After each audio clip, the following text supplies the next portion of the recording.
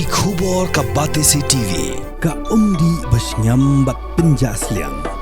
Rupa Premium Meghalaya.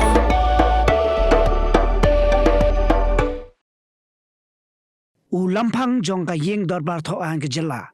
Thomas E Sangma. Ula syong ya ke jelang perkhat kam. Ha ka pratrik unopra arjar pesan. Bat sembut menteri rang ba ke jela. Bakimi ya ke tenat Parliamentary Affairs. Ba perstun tensong. Bat bud dien ha ke baidai. Bat ke jingshna ya ke assembly bathamai. Ha mau diang diang. Kumbala bu thong ban pendep ya ke jingtai. Ha ubana jeliu ha usnem arajar atun rio. Ha kini kejalang laya donlang Commissioner and Secretary ke Assembly uba Andrew Simons bat ki he obsar na katanat finance katanat Parliamentary Affairs katanat PWD building na ke NIC Meghalaya bat ki obsar jong ke Assembly Secretariat usangma ulai thu ba unsalit jurip ya ke jingshna jong ke project ha ka kharwetrik unopra ban khimi bini adala die ya ke jing pentelun shakhmat ya ka kam. This is the second monthly review meeting that had taken place. Last time it was done during the month of November.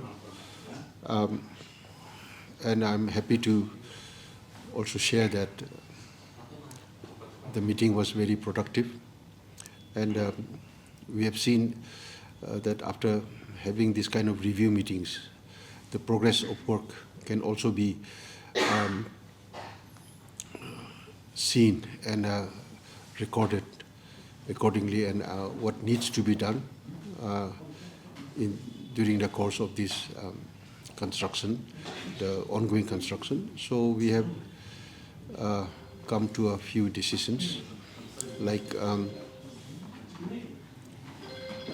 the timeline to complete the main hall of the assembly still remains by June 2026. After the building is complete by June 2026, I can safely say that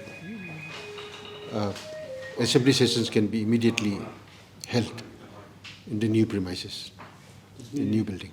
2026. Yes, I have made a program to go to the site on 11th of this month, that is day after tomorrow.